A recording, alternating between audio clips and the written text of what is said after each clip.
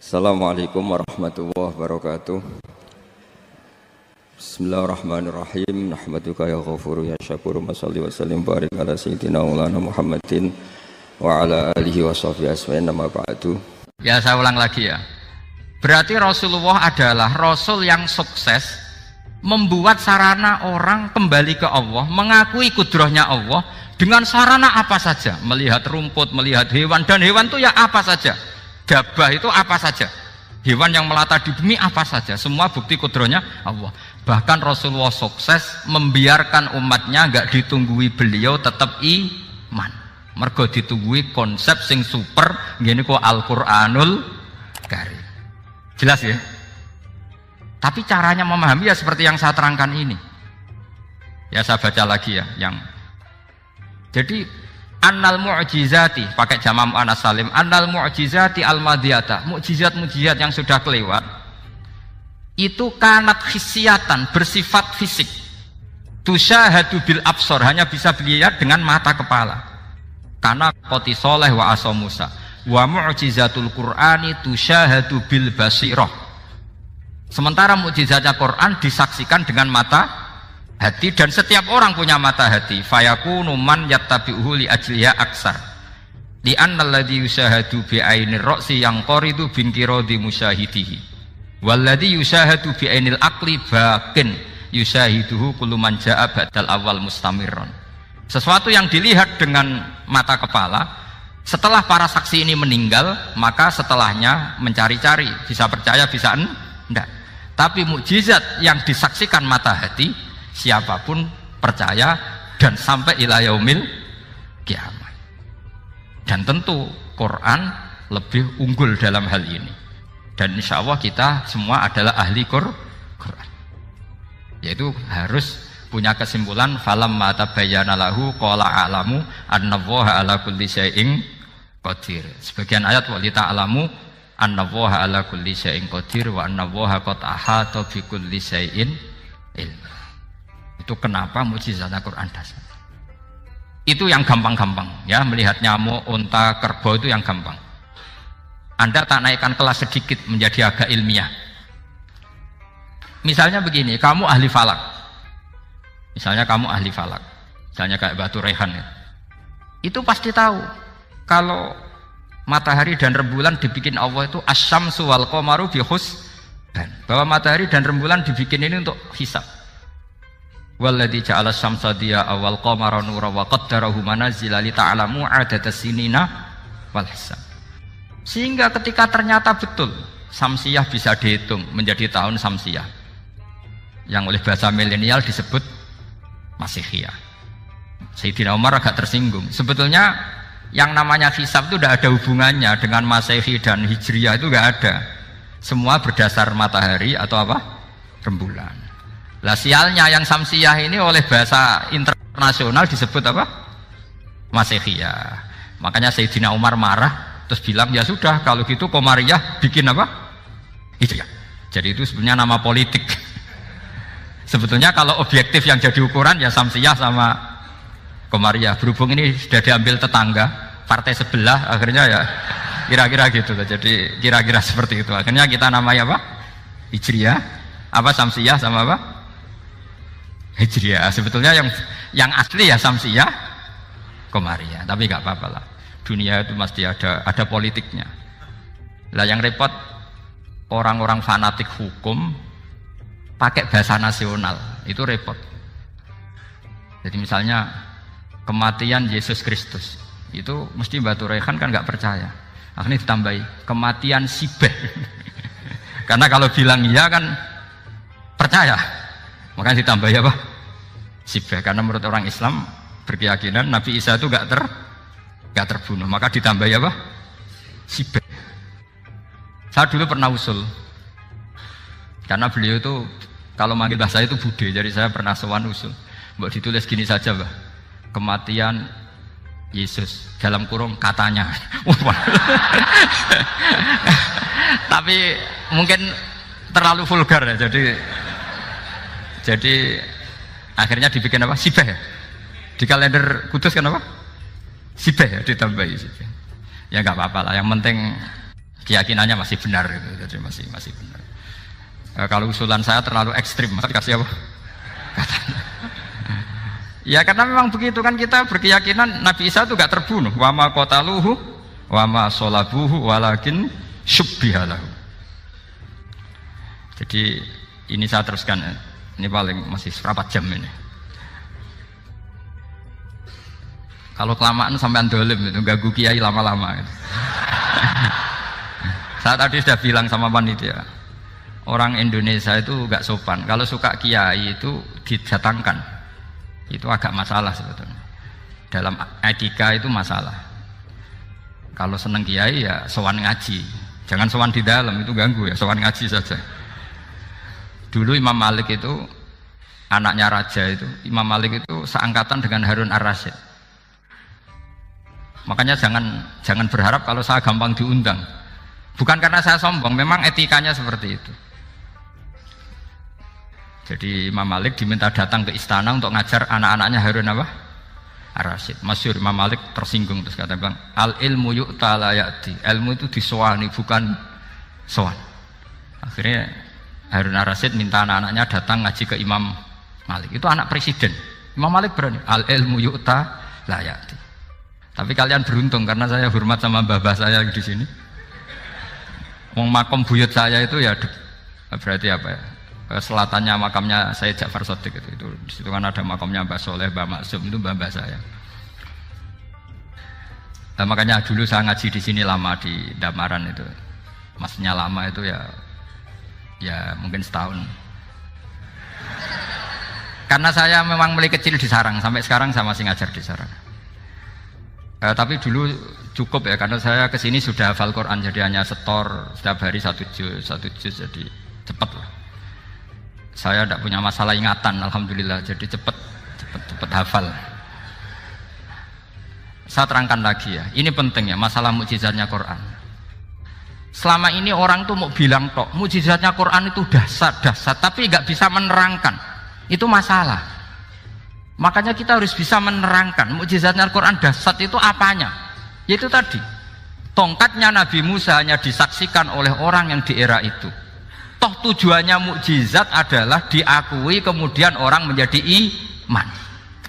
Lalu Rasulullah SAW beliau sudah intaqala ila rafiqil a'la. Tapi konsepnya Quran menjadikan orang yang nggak ditunggui beliau tetap iman ila yaumil kiamah. Itu yang maksud fa'arju an aku na aktsarahum tabi'an yaumal kiamah. Mukjizat saya itu cukup Quran kata Nabi, dan dengan mukjizat itu orang akan iman ila yaumil kiamah. Caranya seperti ini. Karena tadi sedahsyat-dahsyatnya mukjizat, tujuan utama orang terdikte supaya ikrar ngakui kudrohnya Allah. Lah ngono kok ngenteni tongkat sakti lah opo? Cukup deloknya. Paham nggih? Jelas ya? Alhamdulillah, mau naik kelas ini sudah benar ini sudah benar. Terus kedua begini, kedahsyatan Quran lagi. Quran itu bisa merunut, mentartibkan logika. Bahkan logika ini logika yang universal. Siapa saja merasakan logika itu. Misalnya begini.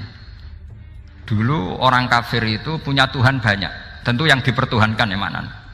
Yang dipertuhankan itu banyak. Karena pikiran mereka urusan banyak, problem banyak, ya Tuhannya harus banyak. Ada BPKB 3D kan, istri cerewet, macam-macam lah, itu kan problemnya banyak, maka Tuhannya harus banyak. Karena Tuhan itu maknanya penyelesai masalah. Sehingga kalau masalahnya banyak, Tuhan harus banyak. Ketika Rasulullah membawa konsep satu Tuhan, mereka janggal. Makanya mereka bilang, aja'alal alihata ilaha wahida inna hadza lasyai'un ujab. Masa Tuhan satu? Ini aneh, nggak bisa. Tuhan harus banyak, karena masalah kita banyak. Itu terpatri, di otak mereka terpatri.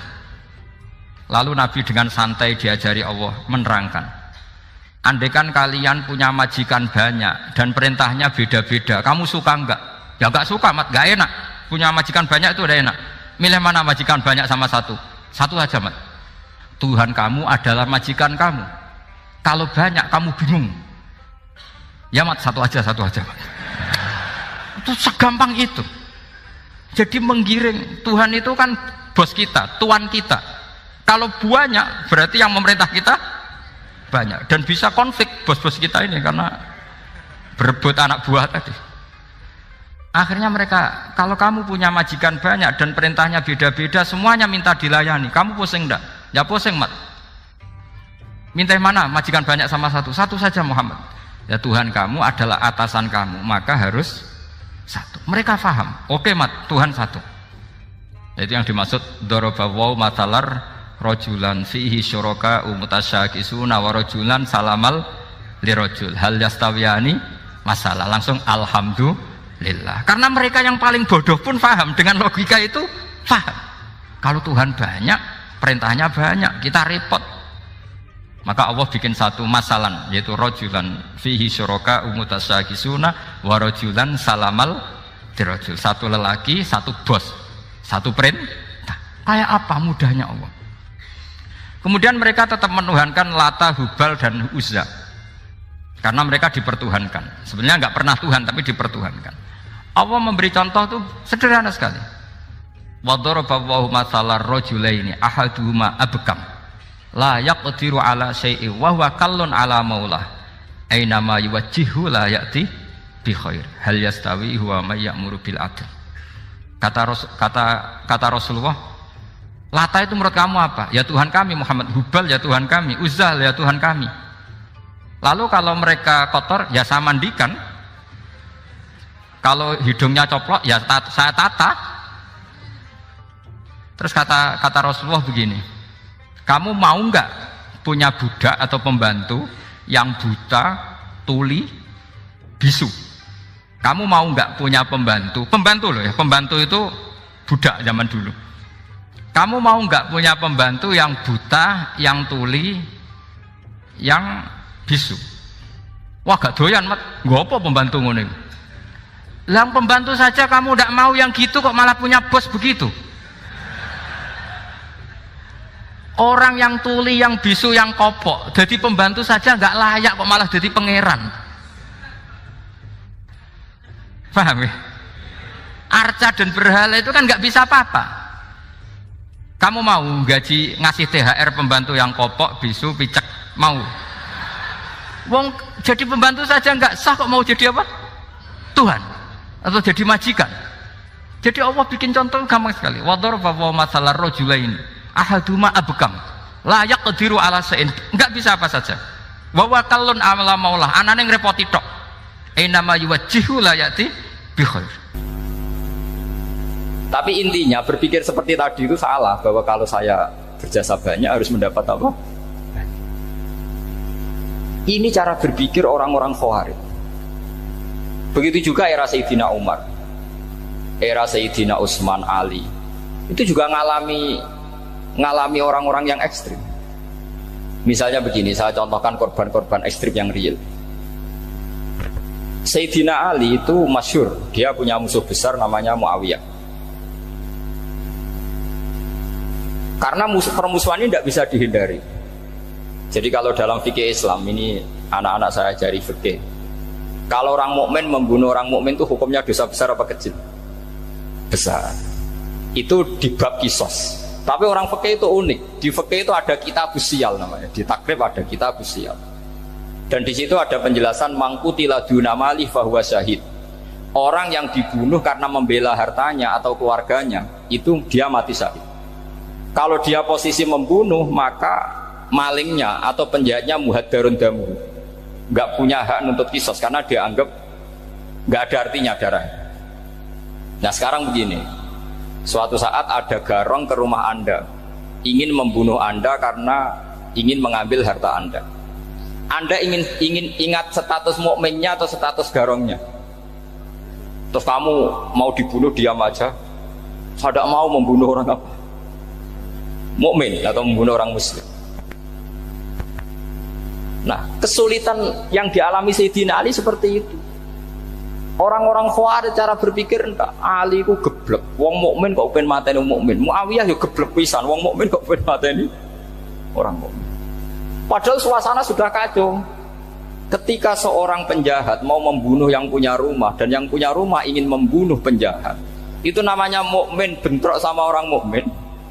Apa orang benar sahibul hak ingin mempertahankan haknya? Tidak sampai saya tanya.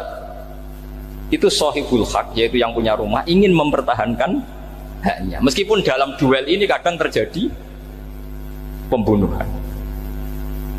Nah di sini ini ya, ulama ahli sunnah menyebut masalah ijtihadiyah. Kelompoknya Sayyidina Ali mempertahankan nyawanya meskipun dengan cara membunuh pasukan Muawiyah. Pasukan Muawiyah juga mempertahankan nyawanya meskipun harus membunuh pasukan Ali. Zaman itu susahnya ijtihad seperti itu. Tapi orang Khawarij cara berpikir enggak, ini biang keladi masalah itu Ali sama Muawiyah. Akhirnya mereka malah rapat, ya sudah dua-duanya bunuh saja. Ya masyhur itu, akhirnya Sayyidina Ali dibunuh oleh orang Khawarij. Makanya ini penting ya, pentingnya ngaji seperti ini. Jadi kamu harus dilatih berpikir nubuwah. Ya dilatih berpikir apa? Nubuwah, disebut al-ulama warasatul. Meskipun dengan cara yang ekstrim, tapi pikirannya saja, jangan perilakunya. Saya punya contoh sekian kasus, sekian tragedi. Misalnya begini. Saya itu dulu punya teman, dia soleh, bisa baca Fathul Mu'in. Dia itu janggal, bilang sama saya, Gus, tidak biasanya Rasulullah itu agak-agak nyindir orang fakir. Ini kok ada hadis kadal fakru ayakuna kufrun, bahwa kefakiran itu mendekati apa? Kekufuran. Dia itu aneh sekali. Biasanya tidak biasanya Rasulullah kritik seperti itu. Walhasil ini singkat cerita, anak ini ngalami satu trauma. Dia itu miskin. Gara-gara miskin gitu jadi burunya orang non muslim. Dan sering disuruh nganter majikannya itu ke tempat-tempat lokalisasi. Dia mulai mikir, ini gara-gara fakir saya harus nganter orang ke lokalisasi. Mulai ingat dia, Sodaqah Rasulullah, ini gara-gara fakir saya jadi pengantar orang ke lokalisasi. Suatu saat majikannya itu benar-benar bangkrut, malah tidak disuruh nganter, pokoknya carikan yang cantik bawa sini. Pusing, waduh. Nah, dia akhirnya walhasil lari terus keluar. Terus dia cerita betapa ekstrimnya fakir, sehingga gara-gara fakir saya harus jadi penolong orang yang mau apa masih. Anda boleh berpikir ekstrim, tapi ekstrim dalam melawan kemungkaran, yaitu tadi saya nggak boleh jadi fakir, tapi takutnya fakir yang nanti jadi alat kemaksiatan. Imam Ghazali juga punya contoh seperti itu. Imam Ghazali pernah marah besar ketika tren di Baghdad itu orang belajar fikih semua. Hatta la yakuna thamma tabibun illa min ahli dhimmah, kata beliau. Sampai di Baghdad itu tidak ada dokter kecuali orang kafir dhimmah. Akhirnya kalau ada ulama sakit, saya masih ingat pas kecil, kalau ada ulama sakit itu tidak boleh dibawa ke rumah sakit. Takutnya ketemu dokter non muslim malah disuntik langsung apa? Mati. Akhirnya ulama saat itu berfatwa, orang Islam harus ada yang jadi dokter. Banyaklah gus-gus yang sekolah kedokteran. Yang masyhur ya seperti Sahal bin Abdul Fattah. Itu dulu putranya Ki Fatah yang menolong Mbah Mahfud saat sembunyi. Saking idolakannya Basal, anaknya dinamakan Sahal, tapi dia jadi dokter spesialis bedah. Begitu seterusnya urusan negara. Dulu itu orang jabat itu tidak boleh, karena jabat itu dekat dengan syubhat, dekat dengan haram. Tapi gara-gara pejabatnya non muslim, kalau bikin aturan ya ala non muslim. Ulama akhirnya sadar, andikan kita yang jabat pasti tidak seperti itu. Bisa bikin perda ini, bisa bikin pelaturan begini yang menguntungkan Islam. Nah, jadilah banyak pejabat yang sekarang muslim. Tempat-tempat maksiat diobrak-abrik sama Satpol PP macam-macam. Kita untung. Tapi kalau orang-orang Khawarij pikirannya pokoknya pejabat itu dekat dengan haram, dekat dengan syubhat. Padahal dengan kita jabat bisa bikin perda atau apa yang menguntungkan Islam. Kemudian menjadi masalah baru secara fikih. Ini adik-adik dengerin biar kulino senam fikih. Kalau caleg soleh, misalnya Mas Nadif nyalek, ini tadi tak guyoni, mau jadi bupati ndak, kalau ya mau usah dukung. Jadi misalnya gini ya, Zaid sama Bakar, misalnya Bakar itu orang soleh, mau jadi calon lurah. Dia tahu kalau dia lurahnya kampung lebih baik. Kalau yang jadi ini Zaid, itu kampung itu rusak karena dia suka dugem, suka macam-macam. Kemudian Zaid ini pasti jadi karena beli suara.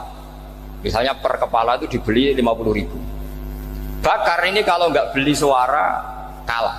Padahal dengan kalahnya Bakar artinya kemenangan kemungkaran. Itu zaman era Fathul Mu'in, muridnya Ibnu Hajar Al-Hitami. Ibnu Hajar muridnya Abu Zakaria Al-Ansori itu fatwa. Yang soleh ini wajib beli suara, bukan boleh, wajib beli suara. Nah, tapi ini namanya tidak nyuap, perlu dicatat. Ini namanya tidak nyuap.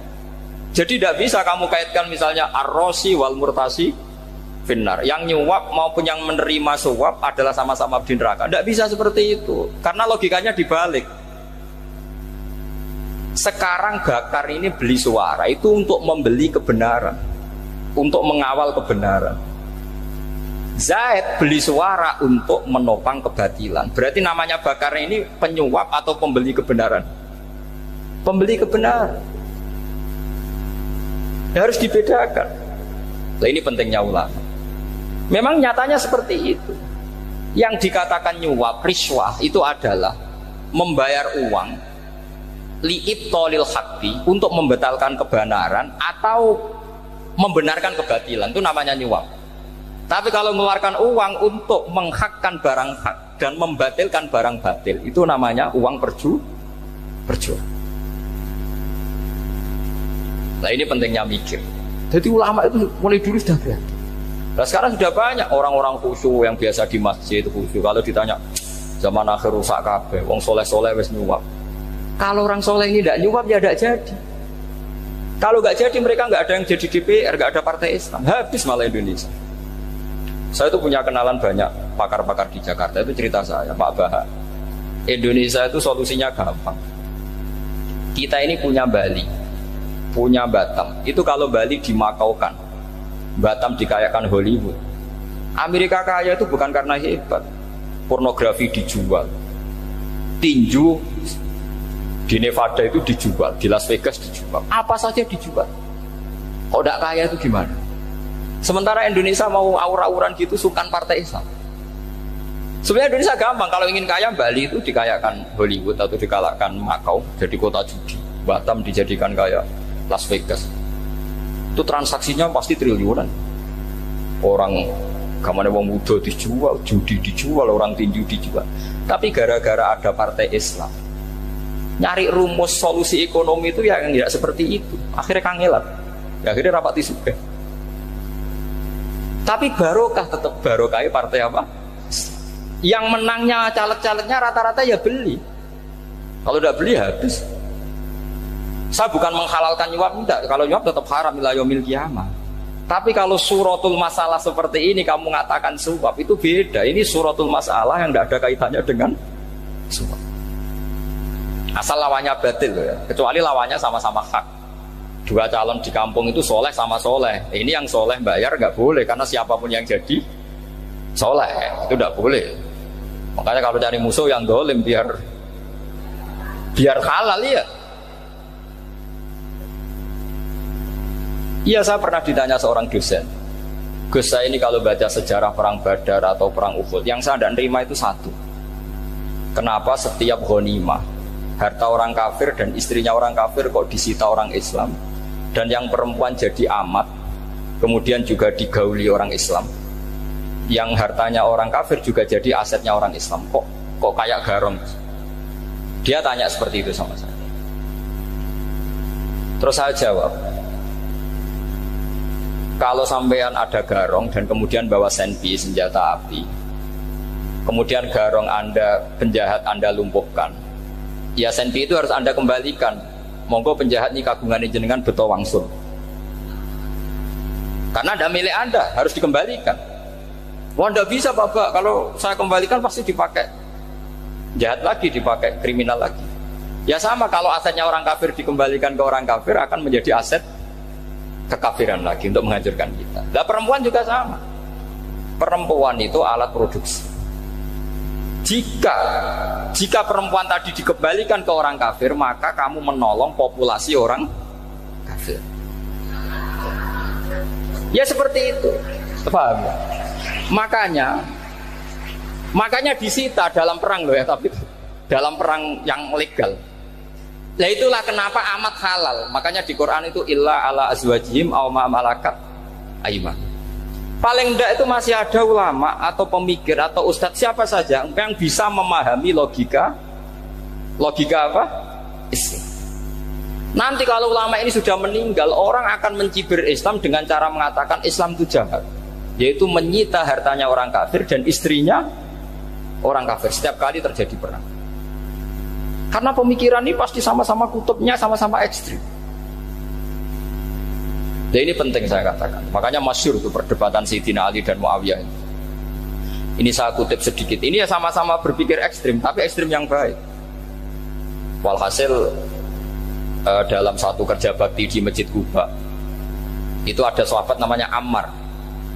Ini di depan umum, ini penting. Kalau dalam ilmu hadis di depan umum ini penting karena nanti menjadi mutawatir. Beda dengan hadis yang Nabi ngendikan sama 1-2 sahabat, namanya hadis ahadi.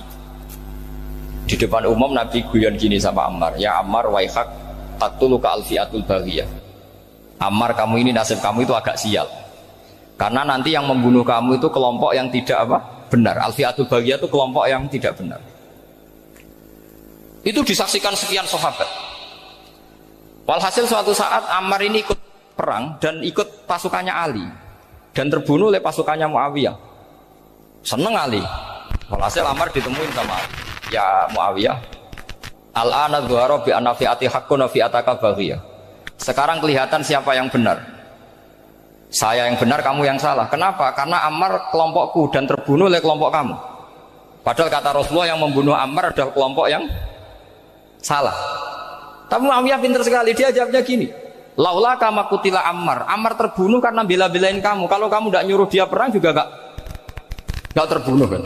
Jadi kamu ikut andil, terbunuhnya siapa? Ammar. Tapi apa kata Sayyidina Ali? Idzan qatala Rasulullah Hamzah. Kalau teori itu Anda pakai, Rasulullah pun membunuh Hamzah. Sekarang Hamzah perang karena suruhan siapa? Rasulullah. Yang membunuh Hamzah siapa? Wahsy. Kalau teori itu Anda pakai, berarti Rasulullah pun membunuh Hamzah.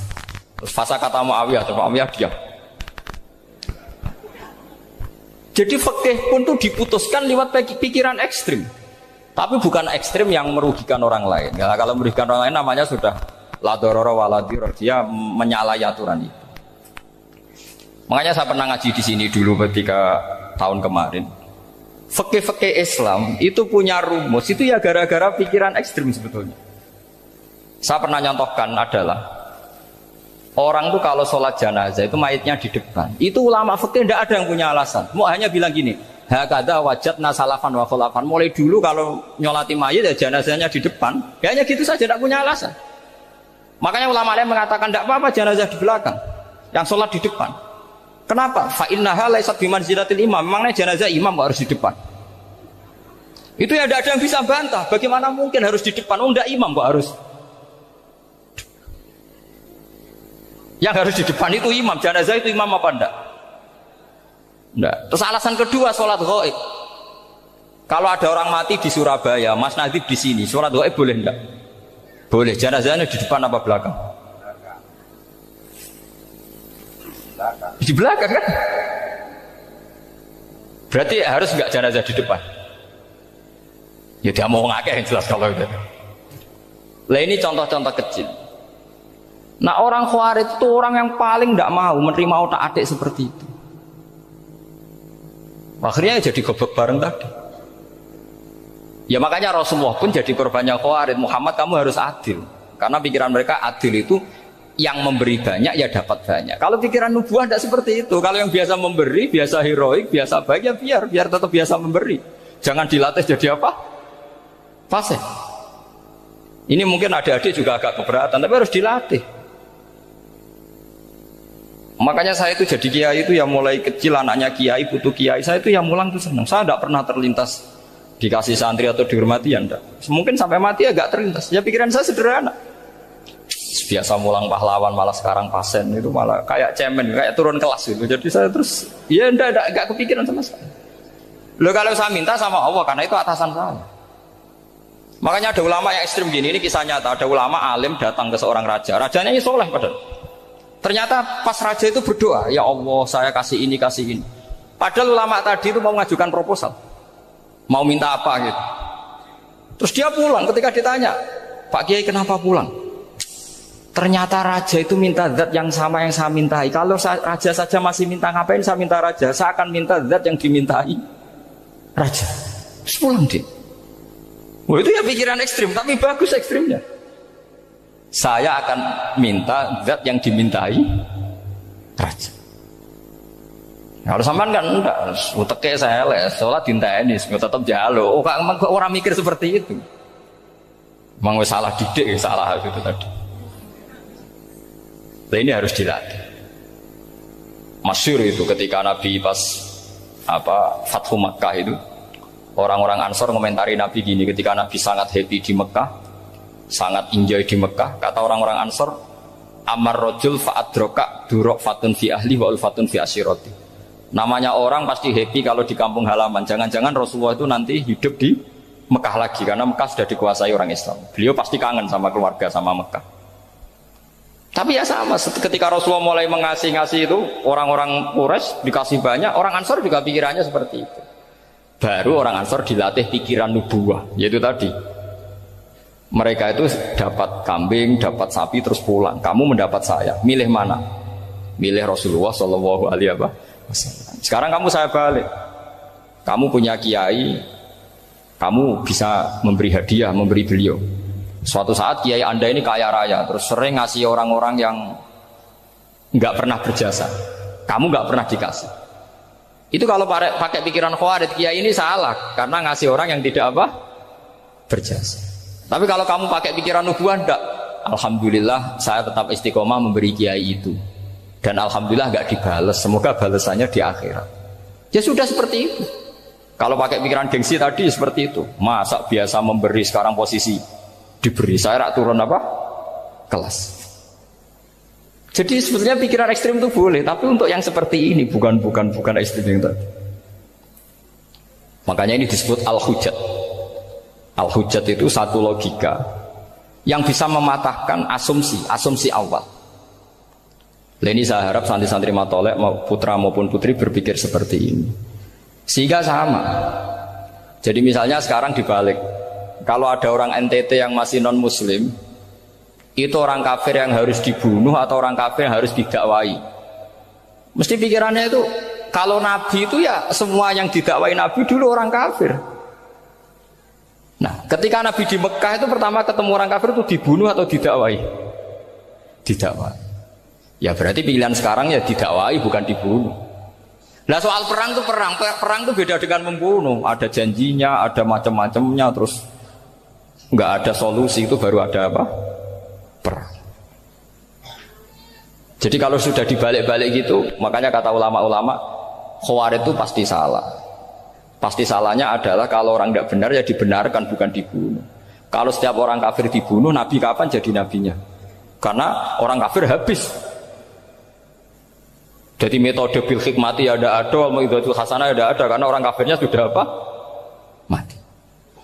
Terus pertanyaan kedua, kalau Nabi harus ekstrim ngapain? Yang ngawal Jibril, halnya Israel lebih efektif.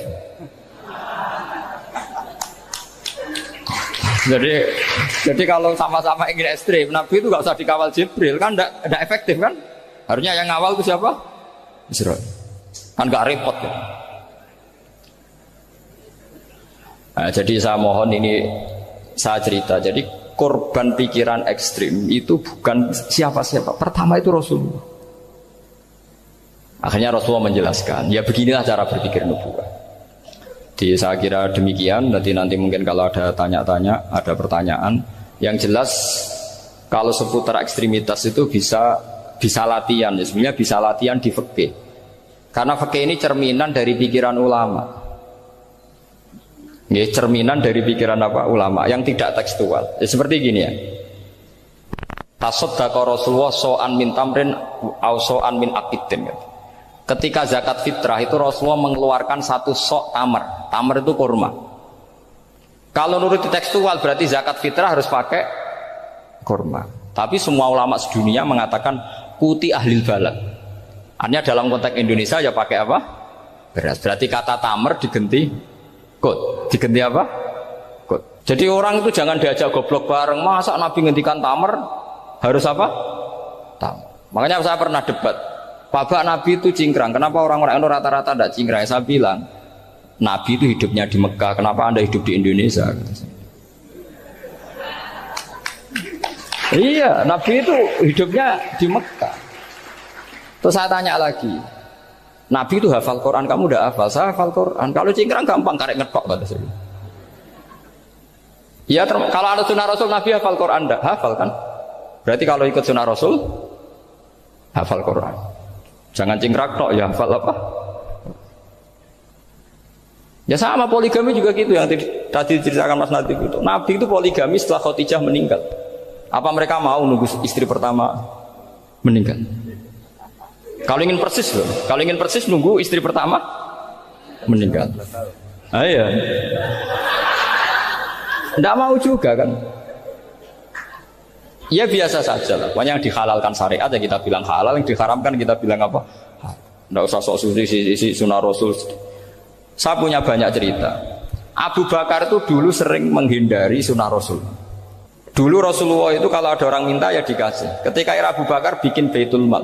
Ketika ditanya ini zaman Rasulullah tidak ada. Kata Abu Bakar, huwa Rasulullah. Beliau itu Rasulullah. Mau nggak dimanage ya negara tertib. Umar bikin pasukan. Pasukan itu diangkat negara. Kalau dulu zaman Nabi yang ikut perang bahaya, yang tidak perang namanya munafik. Era Umar tidak, militer itu ditunjuk. Dia digaji pakai Diwanul Murtazikoh. Ketika ditanya kenapa tidak kayak Rasulullah, huwa Rasulullah, mbok tidak tertib pun tetap negara stabil. Karena ada karismanya. Jadi kadang-kadang dalam banyak hal itu kita malah tidak boleh persis Rasulullah karena kadang banyak khususiyah. Yaitu contoh yang paling masyhur di fikih ya kayak Nabi itu nikah 9 itu khususiyah. Dalam strategi juga sama. Dalam strategi memanage negara juga sama. Banyak sahabat yang punya ide yang zaman Nabi itu tidak ada. Ketika ditanya, kenapa tidak persis Nabi? Katanya, huwa Rasulullah. Ya Rasulullah itu meskipun seperti itu, meskipun tidak tertib secara rasional, tetap dikawal wahyu. Makanya negara baik-baik saja. Kalau saya ini hanya Abu Bakar, kalau tidak ya repot. Umar ya sama, bikin Diwanul Murtazikoh. Utsman juga sama, di-manage negara. Sayyidina Ali juga di-manage. Kalau Nabi tidak. Tapi tidak apa-apa, karena ada karisma. Sama tak cerita nih, masalah zakat yang masyhur. Orang paling bakhil sekalipun, paling kikir sekalipun itu zaman Rasulullah bayar zakat. Karena pikirannya setelah zakat dikasihkan Rasulullah mendoakan. Khudh min amwalihim shadaqatan tutahhiruhum wa tuzakkihim biha wa sholli alaihim. Inna sholataka sakanul lahum. Era Abu Bakar enggak. Sorry ya Abu Bakrin, dulu kita zakat sama Rasulullah karena didoakan beliau. Kamu hanya Abu Bakar, saya tidak mau zakat. Ya sama lah seperti orang dipimpin ulama-ulama karismatik, orang dipimpin Badola itu tidak usah metai, santri sudah nurut. Dipimpin Usman Nazif, gak bikin pelaturan, habis pondok. Kalau tidak ngancam, gak gini, ditakzir, gak gini, habis. Zaman Badola dehem tok santri wedi. Mas Nazif dehem enggak. Nah, makanya Rasulullah itu tidak banyak bikin pelaturan. Rasulullah itu kalau mau perang itu hanya bilang sahabat, saya besok ditantang Abu Sufyan di sini. Saya mau perang. Oh itu sahabat ikut semua. Orang melihat wajahnya, melihat karismanya sudah tertarik ingin menyelamatkan beliau. Kita tidak akan ridho Rasulullah keluar sendiri. Kalau Abu Bakar ya enggak. Pertama Abu Bakar pidato sudah sopan. Saya memimpin kamu. Ini qatwul litu walastu bi khairikum. Saya ini memimpin kamu, tapi bukan berarti saya yang terbaik. Jika saya benar maka dukunglah. Kalau salah ingatkan. Itu pertama orang-orang bilang apa? Fawwah la uqiman nakabisef. Nanti kalau Anda salah tak ingatkan pakai pedang. Ya karena hanya Abu Bakar bukan Rasul. Jika diaturlah ini ada militer, ada pengawal, ada Baitul Mal. Era Umar lebih modern lagi, ada Diwanul Murtazikoh, ada macam-macam. Ya Rasulullah nggak ada. Nah sekarang orang sidik-sidik muni sunnah Rasul, padahal ada sunnah Rasul yang khasnya Rasulullah sebagai nubuwah. Ya, khasnya Rasulullah sebagai apa? Nubuwah. Coba Nabi itu istrinya 9, semuanya cerita tentang tahajudnya Nabi, witirnya Nabi. Apa kira-kira Mas Nadif kalau punya istri 4 ceritanya tentang tahajudnya Mas Nadif? Kan enggak. Nah, jadi saya mohon, sebetulnya pikiran-pikiran ekstrim itu karena enggak mau belajar. Enggak mau belajar. Kalau mau belajar itu kata Imam Ghazali itu dalam kitab Imla, Al-Imla fi Iskalatil Ikhya itu. Fal ma'ani awsa'u minal ibarat. Yang namanya ma'ani itu awsa'u apa? Minal ibarat. Jadi yang fal ma'ani awsa'u minal ibarat. Jadi yang namanya makna itu lebih luas minal apa? Ibarat. Nah, ini contoh yang paling nyata ya Sayyidina Ali. Ketika Sayyidina Ali perang sama Muawiyah, itu Sayyidina Ali bilang sebaiknya Muawiyah kirim delegasi mediator. Saya juga kirim mediator. Terus orang-orang Khawarij karena tadi tekstual. Mahada ya Ali. Ini apa ya Ali? Lam yujad fi kitabillah. Aturan mediator itu tidak ada di Quran. Bahwa kalau kita perang harus ada mediator itu tidak ada. Terus Sayyidina Ali baca ayat wa in khiftum shiqaqa bainihima fab'atsu hakaman min ahli wa hakaman min ahliya. Jika lelaki dan perempuan suami istri terjadi shiqaq, terjadi konflik, maka suami kirim satu mediator, yang pihak perempuan juga kirim mediator. Terus Sayyidina Ali ngendikan wa amru Muhammad a'dhamu min amri rajulin wa imra'atin. Urusan umat Muhammad lebih serius ketimbang urusan hanya sekedar suami dan istri. Maka kita butuh hakam, butuh mediator. Baru 4.000 orang Khawarij tobat ngikuti pikirannya Sayyidina Ali yang tidak tekstual. Sama seperti zaman Rasulullah. Ketika Rasulullah mau perang Badar, saya ini mau perang Badar kata Rasulullah. Musuh saya itu 1.000 lebih. Kalian hanya 313. Apa kita teruskan? Itu sahabat langsung bilang gini, saya itu hafal teksnya.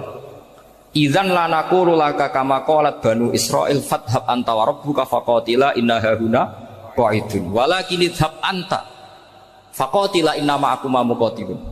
Ini kelihatan sekali bahwa para sahabat sudah ada tekstual. Orang-orang Bani Israel ketika melihat Musa katanya sakti dan orang dekat Allah, itu cara berpikir orang Bani Israel gini. Walhasil ada perintah supaya Musa itu merangi kaum Jabarin.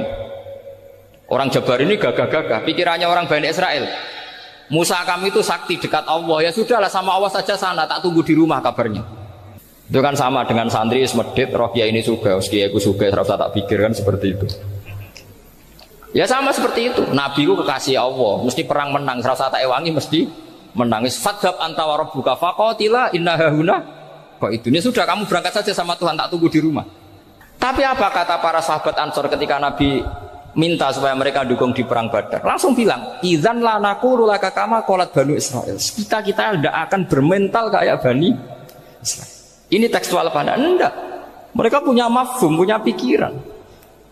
Cara Mas Nadi punya kreatif. Bahwa ini mental yang bejat, kita tidak akan meniru seperti itu.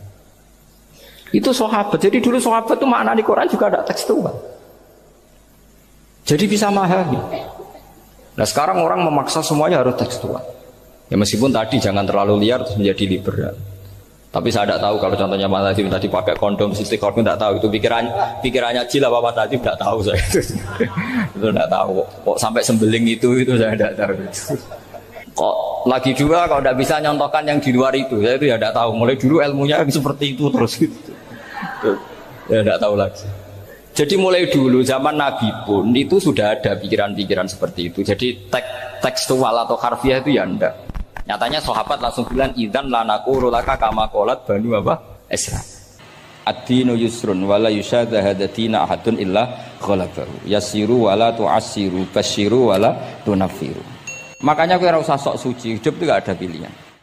Misalnya kalau saya ditanya, bina wong fasik itu penting enggak? Penting. Tapi kancanan wong fasik ku haram, mari katut. Kowe kancanan wong fasik ku haram, mari katut fasik. Ti ngembarno wong fasik umat Rasulullah ya haram, umat Nabi kok ngembarno. Kancanan yo haram, ngembarno haram. Lah terus piye, Gus? Ya ora piye-piye. Ayo saiki misale kowe ngembarno wong ayu tiba ning dalan, haram to ora? Haram. Terus mbok gendong, haram to. Hidup itu tidak banyak pilihan. Jadi dilema dari si guru-guru dilema. Makanya apa ya seperti itu istafti qalbak takokno atimu. Motive nulung iku nulung apa sahabat? Ya sudah seperti enggak ada pilihan. Motivem kancanan wong fasik iku mergo enak kancanan wong fasik. Delok dangdut pantes apa pantes. Apa motifmu didik? Ayo rata-rata ke kancanan wong fasik motifmu didik apa enak kancanan wong fasik? Enak. Haram berarti. Ya seperti itu. Memang banyak sesuatu yang apa? Makanya banyak ulama ngendikan banyak perilaku duniawi yang menjadi amal ukhrawi karena niat. Juga sebaliknya banyak perilaku ukhrawi yang akhirnya menjadi duniawi juga karena niat. Makanya niat itu diatur sedemikian rupa.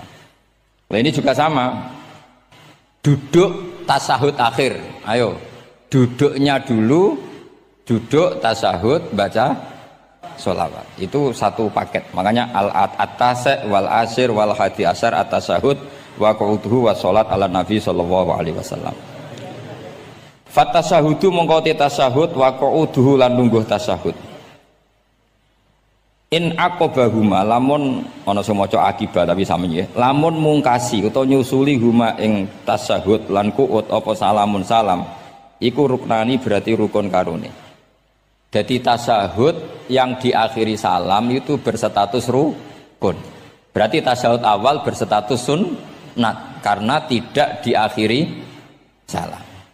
Jadi nak wonten tiyang traweh kok 4 rakaat langsung salam itu enggak bisa dikatakan batal karena statusnya tasyahud awal napa sunat. Yeah. Tapi kalau tarawih itu sudah monggo kalau tarawih itu sudah menjadi alamiah, jadi biasanya ulama berdebatnya begini, ini dengerinnya. Kata tarawih itu alamiah apa implementasi dari Qiyamul Lail? Ayo jawab. Tarawih itu alamiah apa implementasi dari Qiyamul Ramadan? Kalau kamu katakan Qiyamul Ramadan, maka ada orang tarawih langsung 4 rakaat tanpa tasyahud awal harus kamu katakan sah karena tasyahud awal berstatus sunat. Tadi kan dikatakan tasyahud yang wajib itu yang diakhiri salam, berarti tasyahud awal sunat. Di mana-mana kalau sunat boleh ditinggalkan. Tapi ada ulama yang agak ekstrim mengatakan begini cara berpikir, tarawih itu alamiah. Alamiah artinya yang dikatakan tarawih, yang dikatakan tarawih adalah sholat 2 rakaat dengan 1 salam. Paham ya? Artinya kalau 4 rakaat dengan 1 salam itu namanya tidak tarawih. Paham ya? Makanya seperti itu tuh ya gak usah diperdebatkan. Seperti gini, sampean kalau sholat witir aku yakin akeh sing batal, cuma pangeran maklumi. Oh, aku yakin akeh sing batal tapi pangeran maklumi. Jadi disahno, kenapa sah? Dimaklumi Allah Subhanahu wa taala tadi. Kamu kalau witir kan 2 rakaat dulu. 2 rakaat setelah itu. Sekarang pertanyaan saya, ketika 2 rakaat kowe niat tembi. Wong niate witir kok genep. Ya kan? Apa?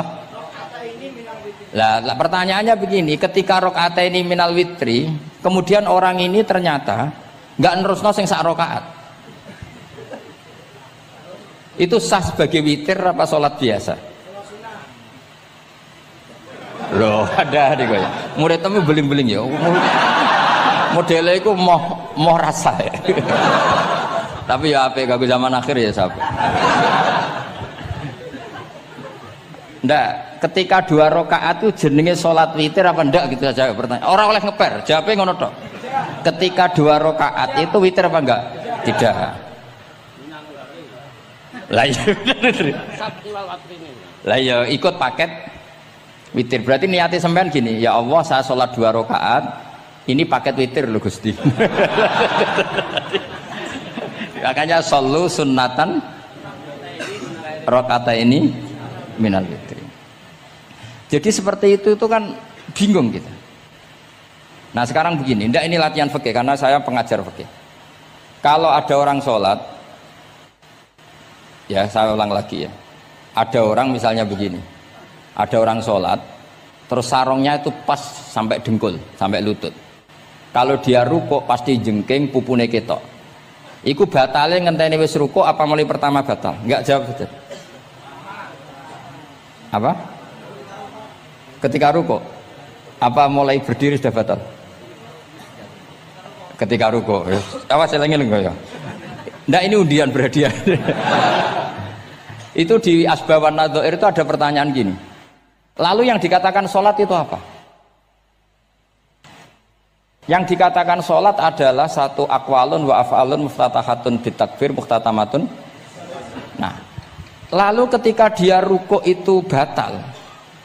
Batal yang batal apanya itu Pak? Wong dia belum berbentuk sholat. Berbentuk sholat itu kan kalau sudah absolut sampai salam. Yang batal itu apanya? Wong sholatnya erong kasil lah. Bingung tuh sahabat mesti. Jadi makanya pertanyaannya itu apa ya? Fikih itu kadang ya sudah seperti itu memang angel. Makanya kalau kamu melihat perempuan itu Di takrib itu melihat perempuan yang ajnabiyah itu haram kecuali untuk sekian hal, termasuk muamalah. Terus ngopi dianggap muamalah, repot. Sekarang pertanyaannya, kamu ngopi demi melihat apa melihat untuk ngopi? Nggak jawab. Lah anak niatnya ngopi, mestinya kan brewok lah ya di ngopi ini kan gitu. Cek bakule brewok, cek bakule komisen, kopi enak. Nah yang kira-kira agak haram itu mesti begini, saya sama Habib Ali jalan ke Jakarta terus ngantuk ngopi, kebetulan bakule ayu, insya Allah halal karena orang niat. Nah sampean kan gak apal, wah sing pojok kono wae. Wah itu mesti haram itu, tak jamin itu. Goblok ngopi kok ning kene ning kono wae. Kalau saya sama Habib Ali enggak, jadi ya mlaku-mlaku ngantuk ngopi, kebetulan bakule ayu. Ya terus mungkin wong soleh ya cepet ya ini bahaya ini. Nak pas umat soleh ya gitu, kalau enggak pas wah cocok ya. Lah mulai ngomong cocok itu masalah kan. Makanya pertanyaannya itu yang halal itu nazar li taklim apa taklim li nazar? Apa? Nazar, mbok kowe sing muni. Jadi itu masalah-masalah fikih memang. Makanya kalau berteman orang fasik itu hati-hati ya. Kalau itu kamu lihat umatur Rasulullah Sallallahu Alaihi Wasallam yang perlu kamu selamatkan, yang perlu kamu bina, jenenge tarbiyatul fasik, membina orang fasik. Tapi kalau kamu memang bermental fasik, ini namanya mualah, berkawan sama orang fasik. Itu hukumnya langsung rubah. Kalau mualah ya haram, kalau tarbiyah sunnat atau bahkan wajib. Lan takok bedane piye Gus? Ya takokno awakmu. Ya sudah seperti itu, enggak ada jawabannya sudah. Sengko nang akhirat fayunabbi hukum bima kuntum tak malun. Sengko apa piyambak sing apa menghisab. Pun kula terusno ya. Wa illa fasunnatani. Wa illam yaqib huma salamun fasunnatani. Terus ini aturan pokok fikih sebenarnya wa kaifa ada jaza. Sebetulnya aturan duduk itu enggak ada. Kamu duduk gaya apa saja itu sah. Wa kaifa adalan hale kaya apa lungguh sapa wong jaza mengko wenang apa ikilah kuut. Terus tenggene lungguh teng napa? Tasyahud akhir, misalnya kowe sila ya sah, gaya lungguh apa sah. Meskipun ya rada kurang ajar, mau salat arang-arang wae kok. Tapi secara hukum sah. Jadi misalnya wonten wong desa terus kadang tasyahud akhir sikile rada mlekang, kadang wis pokoke wa kaifa ada jasa. Jadi pentingnya ngaji ngeten iki paling gak nglahirno husnudzon. Bahwa aturan duduk itu gak ada. Misalnya aja mentang-mentang sampean khusuk lungguhe bener terus nek ana lungguh rontok metintang sithik wah iki gak sah. Gak tau ngaji. Kowe sing ora tau ngaji maca wa kaifa ada jaza. Aneh-aneh. Kowe sing ora tau ngaji wa kaifa ada jaza. Enak ora tau ngaji malah nuduh. Iso wae sing lungguhe ora bener ku wali malah lara wae. Meskipun agak-agak ya ora. Ono wali kok lungguhe ngono. Tapi nek misale wali tenan kualat sampean. Wa kaifa ada jaza. Terus hukum itu penting. Sehingga kalau sampean haji tenggene Mekah niku salat itu mau macam-macam. Kula sing nganti saiki iskal tapi wis ora iso protes niku lho, Beb. Wong kuat ngadeg nggawa kursi, nak salat kok lungguh. Nak teng Indonesia wong salat lungguh ora ngentosi bener-bener lemah. Ning Arab gak kuat nggawa kursi. Salate lungguh. Engko nak ngarep iku sofa kosong, kursine digawa. Ya lungguh meneh. Batinku lungguh kursi ngalor idul kuat kok salate. Nak teng Jawa iku anggere ngape mati cek salat ngadeg. Kursine enteng. Jadi ya kalau mboten ngerti nih. Ada lagi yang orang Arab, mungkin Arab Bedui. Itu kalau ada yang nelpon, itu teleponnya dijupuk. Jap soli. Kalau aku dong ditakoki, Gus iku madzhab apa? Aduh, mbak yo ketoke madzhab goblok. Apa disalahno iku wong Arab? Wong Arab. Ora disalahno iku. Akhirnya debat. Soli iku pirang huruf?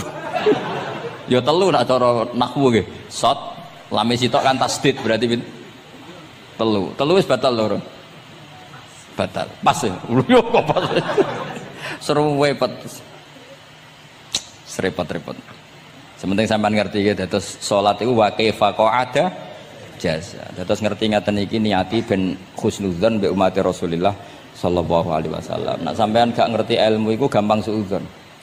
Lungguh kok ngono ning dinggon salat tasyahud akhir lungguhe yo ngene. Lah lungguh yang dilakukan Rasulullah itu bayangan ideal, standar ideal tasawuf akhir duduke ya kaya Rasulullah sing ditirokno para ulama sampai guru-guru kita. Tapi ku tetap standar afdholiyah, standar utama. Tapi sakjane wa kaifa ada jaza. Jadi penting sanggepe ben mari husnudzon. Di misalnya orang tasawuf akhir kok ambek swilo ngono wis. Anggap ojo terus aliran iki. Ojo ya aja ngono sik. Iki bar ngaji Minhajut Thalibin lagi seneng-senenge praktek ngono. Tapi ya ora pati wali mesti. Wali kok kontroversi aneh-aneh. Cuma umpama ngono kowe aja langsung darani gak sah. Apa meneh nuduh aliran. Wis biasa wae, tapi aja praktekno nggih. Pokoke umume wong lah ben gak kontroversi. Tapi kalau ngadepi wong liya tetap kita keyakinan wa kaifa ada jaza dengan duduk gaya apa saja sah.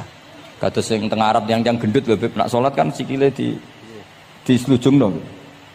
Mergo jajal tahiyat kados umume tiyang nggih geblek kula nate ora wong gendut nata wetenge kan gak iso. Dadi lungguh sikire to bujur. Lah mergo jajal praktekno guling tenan. Nah niku takbire ya wa kaifa ada jaza. Tapi Pak Ngangan ya ora sopan wong sowan pangeran kok ngono iku terus piye? Lah ya Pak ini baru kayak ngaji gitu terus wong niku ben gampang husnudzon ambek umat Rasulullah sallallahu alaihi wasallam. Mergi kita tuh gak mungkin bayangno donya ideal ora mungkin. Kok jeneng roh tiyang tawaf ngono semua macam-macam. Coba misalnya mboten enten pendapat Imam Malik sing darani batale wudu nyuwun sewu lamsu maknane jima. Madzhabe Abdul bin Abbas. Lah sampean tawaf ya mesti rasah, mesti kedemek wong wedok. Kedemeke wong ayu-ayu, kadang kowe ya gelem tenan.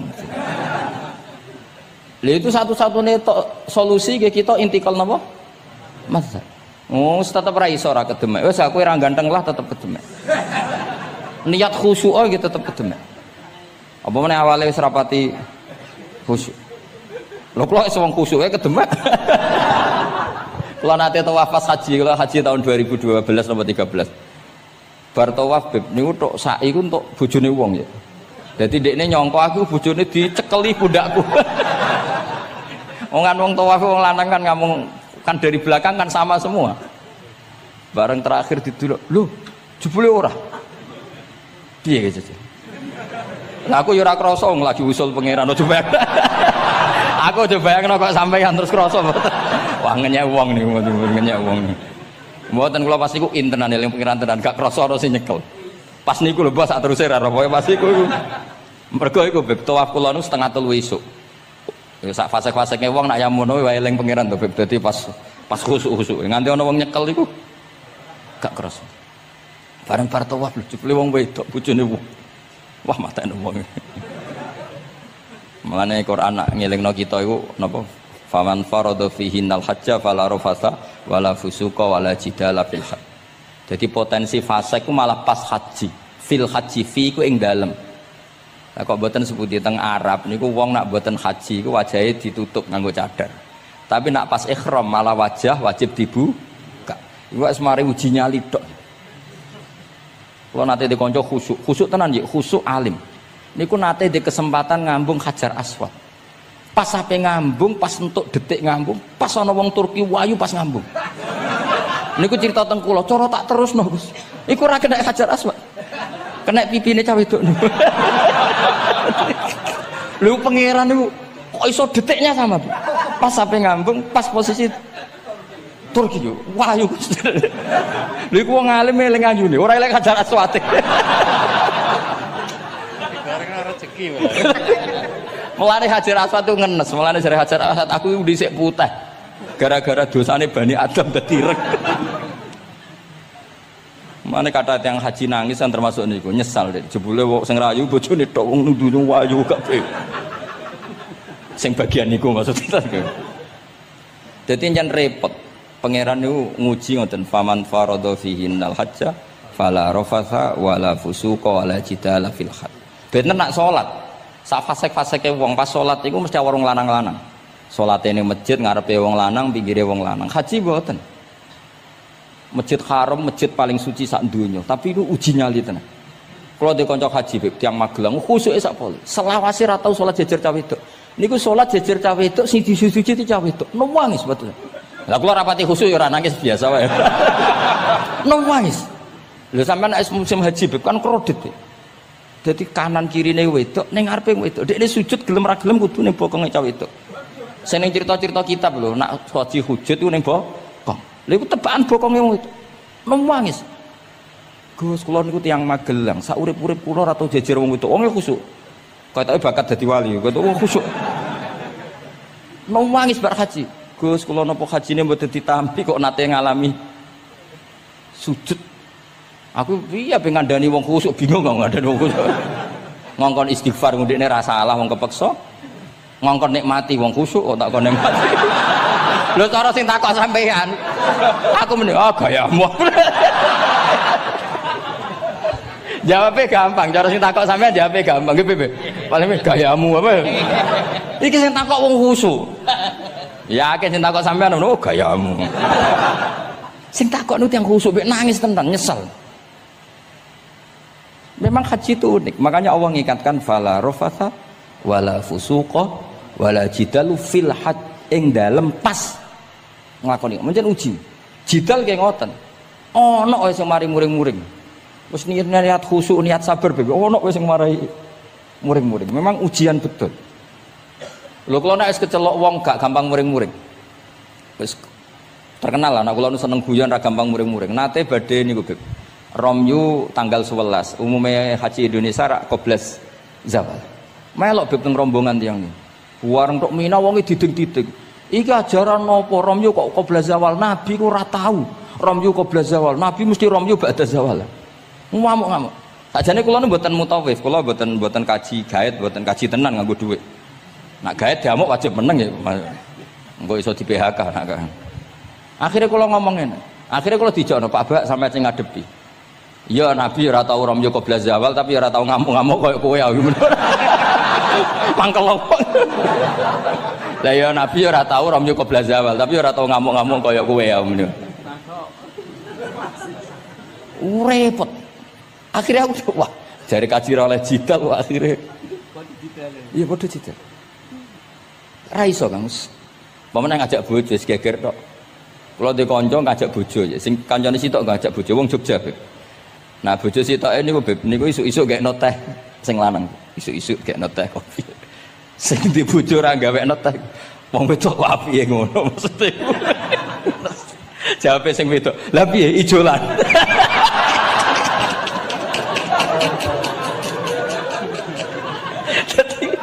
Wong lanang kok kadang spontan itu kan yo kacau. Cah wedok cek apike mbek bojone. Piye Mas? Ijolan maksudnya. Wis pancen to. Jare amit pas kaji. Ayo sapa sing kaji ora jidal kok ben ora raine. Sing ngene-ngene iki lho. Wong aja ulama aja Habib iku wis gak mlebu kias sing umum-umum ngono. Wes angel. Ono catering terlambat. Wah, ada saja yang bikin apa? Emosi. Kalau kaji tak rilek-rilek. Tapi ya sono ngono pidato ning Mina ono macam-macam ribet. Nah, itu fil hajj. Allah memang dari awal memperingatkan potensi maksiat itu justru fil hajj ketika musim haji. Pemene wae perkara dam wis macam-macam. Mun kula terusno sing penting kaidah teng salat wa kaifa qa'ada jaiz.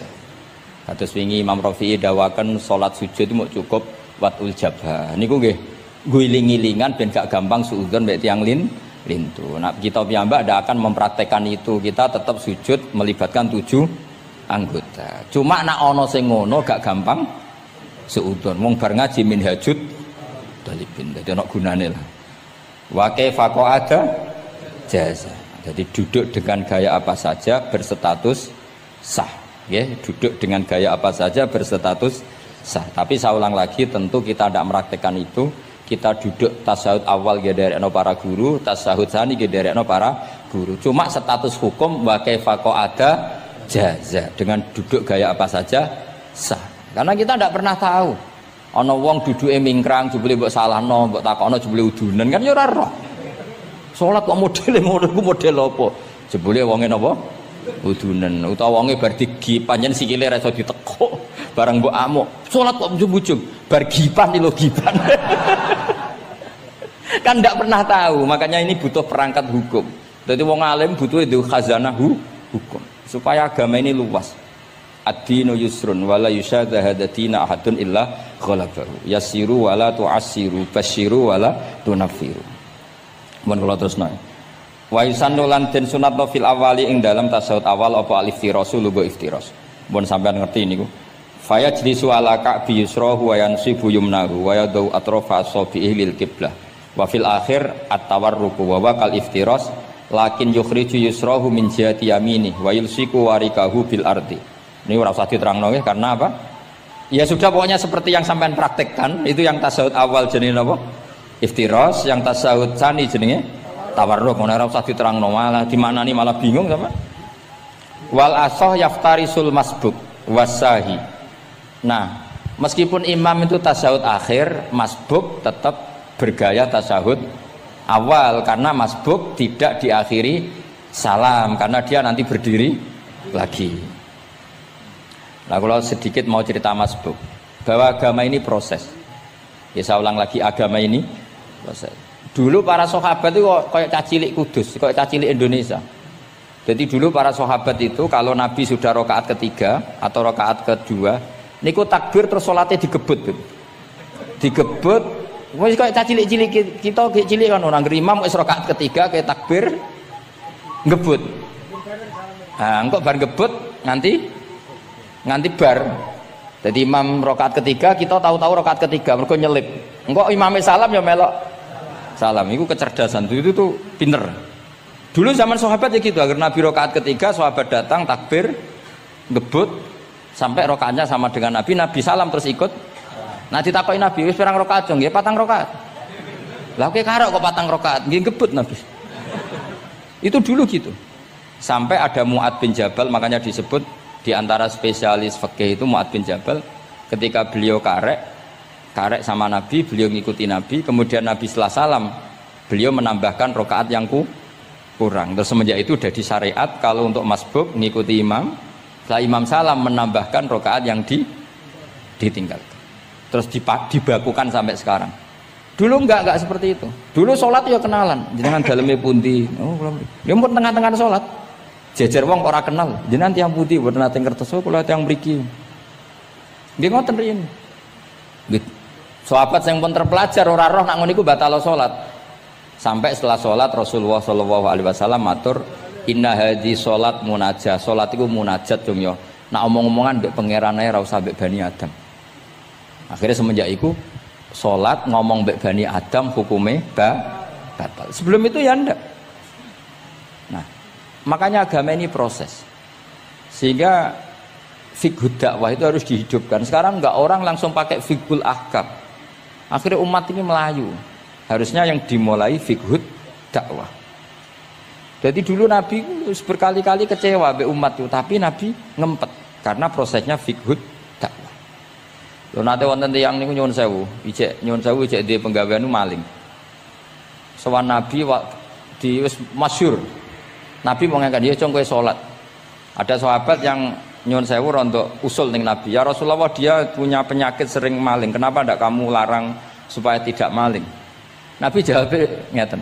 Sayanhahu ma yaqul. Nah dekne kok salate wis bener ditampa pangeran kok mari-mari di. Itu termasuk yang diperkuat oleh ceritanya Habib Zain bin Smith dalam kitab Al-Manhajus Sawi. Ada orang preman agak suka malak orang gitu. Tapi nak sholat tenan, tapi ya malak. Jadi contohnya ya kayak ora usah takok. Ya fase ku macam-macam, preman ono ngegeng delok wong wedok ono delok dangdutan terus ono macam-macam. Tapi nak sholat khusyuk. Ada seorang wali yang mangkel iku gunane apa kowe sholat wong ijek fasik. Jawab orang tadi, saya masih hafal kalimatnya yang diceritakan Habib Zain. Ada'u lisulhi maudian. Saya tetap ingin ada alasan saya berdamai dengan Allah. Jadi aku nak pas maksiat itu kan hubungan saya dengan Allah kurang baik. Maka saya tetap akan menjaga 1-2 perilaku saya yang saya menjaga perdamaian dengan Allah. Istilahnya dalam bahasa Arab ada'u lisulhi maudian. Saya tetap punya sisi musolahah berdamai dengan Allah. Sehingga suatu saat mungkin Allah pas ridho, sholatnya dia makbulah, kemudian dia jadi wali. Makanya kita ini nggak pernah tahu Allah ridho pas kita apa, juga nggak pernah tahu Allah benci pas kita apa. Sehingga ra iso sampean muni apa gunane kaji nek ijek kelakuane ngono, apa gunane ngaji Minhajul Thalibin ora usah ngono. Saya pas sampean ngaji, pas ra paham terus ridho mek kodok kodar. Wah diridani pangeran, wong kondang tenan, wong ra paham kok ridho mek kodok kodar. Sing paham ujug, wong goblok kabeh sing pinter aku tok. Waduh, nyoro lek kula nang ngono. Jadi kita tidak pernah tahu Allah itu meletakkan ridhonya di mana, meletakkan sukhtunya di mana. Wonten orang Hawariyin dalam cerita Ihya. Orang Hawariyin itu orang-orang hebat, wali-walinya Allah, pengikut Nabi Isa. Ono preman liwat.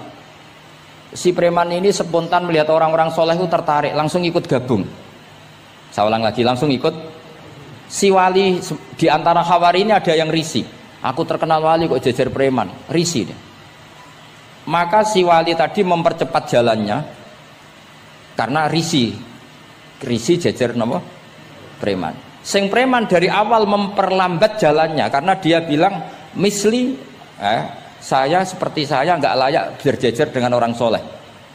Intinya si preman menjaga kesopanan, si wali memelihara keangkuhan. Jadi si preman dari awal dia sudah merendahkan jalannya karena nggak ingin sejajar. Si walinya tambah banter karena ingin nggak jejer. Allah saat itu juga menfirmankan ke Nabi Isa karena masih zaman nubuah, Isa liyas ta'nifa al amala. Dua orang ini memulai amal dari nol. Wali ini tak hapus semua amalnya, preman ini tak hapus semua dosanya. Semuanya nol. Yang satu untuk barokahnya adab, yang satu untuk afatnya ujub. Jadi mulane dadi kiai koyo kula yo repot, nek ketemu fasik kok repot. Ape kancanan kok diamuk sampean rontok garis keras ngene iki. Gus kok kancanan wong fasik. Ape ra kancanan kok nang ujub. Mulane kula ora jelas ya perkara niku ngoten tak dudono. Kenapa Gus Bak sikape ra jelas? Ya bawaane wong alim ora jelas, bocah kok kandhane angel. Dadi bawaane wong alim ora jelas. Tapi ora jelas ya wow, karena ape kancanan wong fasik engko kancanan wong fasik kok dadi syariat ya ndak mungkin. Sok suci ya ora. Nah, makanya didawakan Allah laisa laka minal amri syai'un au yatuba alaihim au yatu. Dadi wong fasik kok potensine di sepuro pangeran, tapi ya potensi disiksa pangeran. Nah, delok potensi di sepuro kita oleh ngancani, nah delok potensi disiksa kita ora oleh. Masalahnya kita ndak tahu. Nggih, masalahnya kita ndak tahu. Delok tengene cerita-cerita wali. Wong sowan Sunan Bonang iku nggawa gula salam templek ra mesti dadi wali. Kalijogo sing kenale lewat begal dadi wali. Kalijogo kenal Sunan Bonang pertama iku mergo napa? Begal. Kenalane wae lewat begal. Tapi malah dadi wali. Suraka kenal Nabi ku perkara ape bacok. Mergo dekne ku ana sayembara sing iso nyekel Muhammad, ya tentu dijangkar wong sing ngomong wong kafir, sing iso nyekel Muhammad. Mulane dadi kiai ku bingung. Nak nyeritakno tarikh kok nyebut Rasulullah kan gak mungkin wong kafir kok kiai sayembara sing nyekel Rasulullah sallallahu alaihi wasallam dikei hadiah. Ya mosok wong kafir kok sayembarane muni apa? Sing nyekel Rasulullah sallallahu alaihi wasallam tak kei hadiah. Sing bacok Muhammad Rasulullah sallallahu alaihi wasallam tak kei hadiah kan mboten mungkin wong kafir kok muni ngono. Sing kiai sing bingung sing nyeritakno kiai apa muni? Sing nyekel Muhammad tak kei dhuwit. Muni Muhammad kan kadung ra kulino wong. Cara sampean dadi kiai ya milih ndi? Nyeritakno omongane wong kafir. Milih. Mulane kula kadang kiai ora di pilihan bahasa. Mergo mulane Imam Suyuti sopan-sopane wong, tapi namune Iqra ya Muhammad. Mergo iku satu-satunya kesempatan jangkar Kanjeng Nabi. Kan sing dawuh Allah Iqra. Lah mesti Iqra ya Muhammad. Mergo Allah sing dawuh ning Kanjeng. Tapi nak kita ning Kanjeng Nabi kan gak mungkin muni ya Muhammad. Sekamane ana sayembara, sapa sing iso nyekel Muhammad tak kei unta 100. Suraqah tertarik ikut. Tapi barokah kesalahan itu malah roh mukjizat Rasulullah sallallahu alaihi wasallam. Ketika ape baca napa ambis sampai ping 3. Lah iki awale salah niate ya salah, tapi pangeran ngersakno untuk hidayah. Barokah salah iku roh mukjizat Rasulullah sallallahu alaihi wasallam. Ya ora roh donya iku ora roh. Ana wong saleh sak labah Amin jamaah sampai diarani hamamatul masjid. Tapi ceritanya seperti itu akhirnya semalane donga ya muqallibal qulub tsabbit qalbi ala dini, kita tidak pernah tahu. Ya sudah seperti itu. Paham ya? Tapi ya kita tentu ngikuti syariat wa kullun muyassarun lima khuliqalah. Mohon kula terusno. Qultu al asah ad-dhammu. Terus sing donga sing diwaca teng tasyahud nggih kula waca bismillahirrahmanirrahim. Qultu ala sah wa anna Muhammad Rasulullah sabata fi sahih Muslim wa alam wa aqalli salat ala Nabi sallallahu alaihi wasallam Allahumma sholli ala Muhammad wa ali wa ziyadah ila hamidum majid tumeka maring hamidum majid. Berarti kados kita napa Allahumma sholli ala sayyidina Muhammad wa ala ali sayyidina Muhammad kama shollaita ala sayyidina Ibrahim wa ala ali sayyidina Ibrahim terus sampai fil alamina innaka hamidum majid. Lan iki sebagai penutup kula badhe cerita kula gadah kitab namine Hasyatut Turmusi. Hasyatut Tarmasi atau Turmusi ini karangannya Syekh Mahfud Termas. Beliau adalah murid Sayyid Abi Bakar apa? Syato Sohibul Li'ana. Terus guru dari Mbah Hasyim Asy'ari. Beliau teman dekatnya Habib, mbahnya Habib Anis. Berarti Anis bin Alwi bin Ali. Jadi temannya Sohibu Simtiduror. Itu beliau cerita tahiyat itu adalah perwujudan dari dialognya Allah kalian Kanjeng Nabi. Terus ketika Kanjeng Nabi dugi Sidratil Muntaha, nggih, ketika dugi napa? Sidratil Muntaha, Nabi maos napa? At-tahiyatul mubarakatus sholawatut thayyibatu lillah. Mun Nabi mandek terus dijawab kalian Allah, Assalamu alayka ayyuhan nabiyyu wa rahmatullahi wa barakatuh. Allah mandek.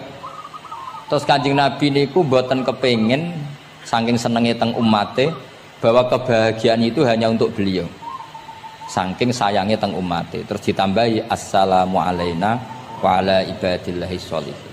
Jadi ini barokah